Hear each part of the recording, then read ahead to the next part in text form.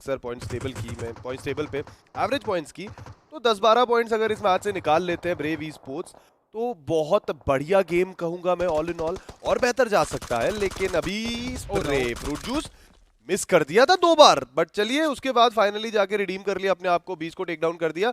बड़ा बुरा लगता अगर फ्रूट जूस को टेक डाउन कर देते बीस्ट, हो सकता था, क्योंकि फ्रूट जूस कभी कभार ना हम बहुत ज्यादा फैंसी कोशिश करते हैं हम लोग। काफी बार हमने देखा है प्लेयर्स को लेफ्ट राइट जिगल करते रहते हैं, और जिगल करने के चक्कर में एक सिंपल स्प्रे भी मिस हो जाता है।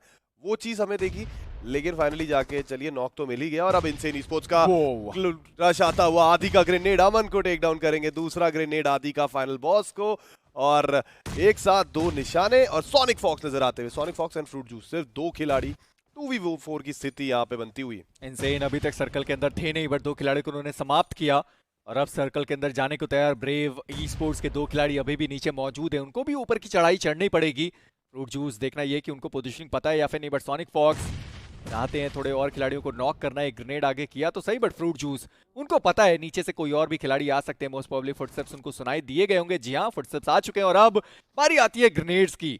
बड़ी चक्कर में इनसेन, मुझे लगता है कि इनसेन की जो स्क्वाड है वो आएगी और रिवेंज को कहीं ना कहीं वो एलिमिनेट कर सकते हैं, क्योंकि अभी वो एक टीम से फाइट ले रहे थे, अब उनका ध्यान 2 टीम के बीच में बढ़ चुका है, एक इनसेन और दूसरी आपको ब्रेव ई स्पोर्ट्स की जो क्लैन है वो आपको देखने को मिलने वाली। बढ़ा दी, एक बढ़िया मौली का इस्तेमाल किया गया, अंदर के साइड पे वो गया भी है हाइड्राज, उन्हें भी सर्कल के अंदर जाने की जरूरत है, बट सोनिक फॉक्स वो ग्रेनेड उनके बहुत ज्यादा करीब रहेगा। ऊपर छलांग लगाई तो सही, एक बार फिर से वो छलांग लगाते हुए नजर आएंगे, बट शायद ये वाला ग्रेनेड सोनिक फॉक्स के लिए पर्याप्त होगा। और इसी के साथ सोनिक फॉक्स वो डाउन किए गए। आदि को पहले पोजीशनिंग पता नहीं थी, वो जब छलांग लगा रहे थे ना तब आदि को पता चला कि अंदर के साइड पे वो खिलाड़ी मौजूद है। बड़ा बारी आती है फ्रूट जूस की, कोशिश वो भी कर रहे हैं डीबीएस के साथ। एक ग्रेनेड आया, डैमेज पड़ा है दोनों ही खिलाड़ियों को, बट फ्रूट जूस देखना यह है कि क्या वो अपनी टीम को बचा पाएंगे। अगर हैदराबाद हाइड्रास का यहाँ पे आगमन होता है या फिर ब्रेव ई स्पोर्ट्स वो ऊपर आते हैं और इनसेन को डैमेज देते हैं, रिवेंज अभी भी सरवाइव कर सकती है। और शायद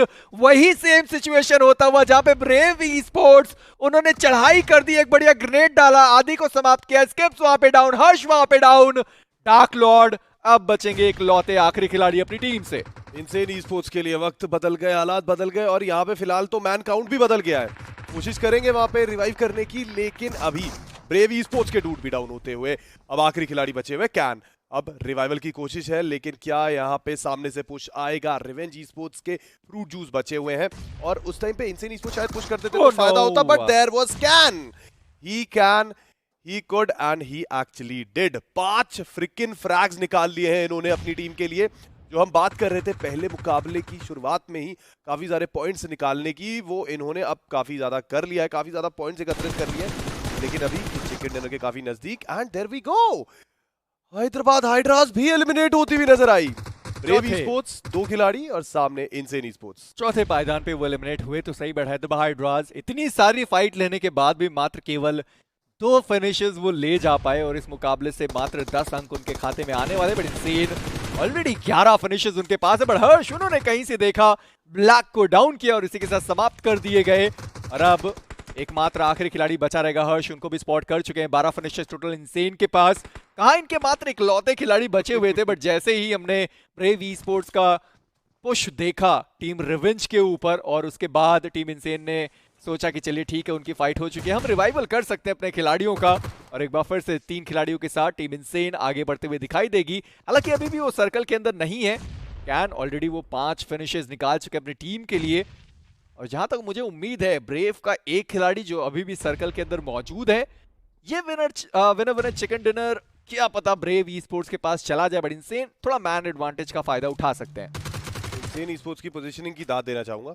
2 खिलाड़ी वहां एंगेज कर रहे हैं, एक खिलाड़ी हर्ष यहाँ पे सामने की तरफ ओआरबी के स्क्वाड को रोक रही है। यश आखिरी खिलाड़ी मौजूद, चलिए स्कल को ओपन में ही नॉक किया गया था, राइट अवे कंफर्मेशन भी आ गया, वैसे तो प्ले जोन कर ही देता बच्चा कुछ काम। यश अभी कार के पीछे मौजूद है, और यश की तरफ बैक टू बैक शॉट्स दिए जा रहे हैं, ग्रेनेड्स का इस्तेमाल किया जा रहा है, पिन कर दिया है, and there we go, boom goes the dynamite. Yash lobby के लिए एग्जिट करते हुए, साथ ही साथ ओआर का भी खात्मा हो चुका है पूरा। 2 टीम्स बची हुई है, and it's gonna be a 2v3 situation. शैक के अंदर खिलाड़ी, स्किप्स भी कंफ्यूज्ड है पुश करे या नहीं, क्योंकि सामने खिलाड़ी नहीं, डीबीएस का खतरा है। और मैं ये देख रहा हूँ कि ब्रेव ई स्पोर्ट्स क्या बढ़िया गेम प्ले उनके द्वारा देखने को मिलता हुआ। जहां उन्होंने फिनिशर्स भी निकाले और साथ ही साथ अपनी टीम को दूसरे पायदान तक लेकर आए। ड्यूड एचपी बहुत ज्यादा कम है। कैन वहां पे एक बार फिर से डीबीएस का प्रहार करते हुए इनसेन स्किप्स को डाउन के समाप्त कर दिए गए, बट कैन एचपी बहुत ज्यादा कम। डार्क लॉर्ड उनके द्वारा भी डीबीएस का प्रहार। ड्यूड आखिरी खिलाड़ी बचे रहेंगे, बट वहां पे हर्ष को डाउन किया गया। डार्क लॉर्ड भी वहां तक व्हाट ड्यूड वहां पे अपनी my टीम के लिए God. उन्होंने निकाला है 1v2 क्लच, और जो चिकन डिनर उनकी टीम के हाथों से बाहर जा रहा था।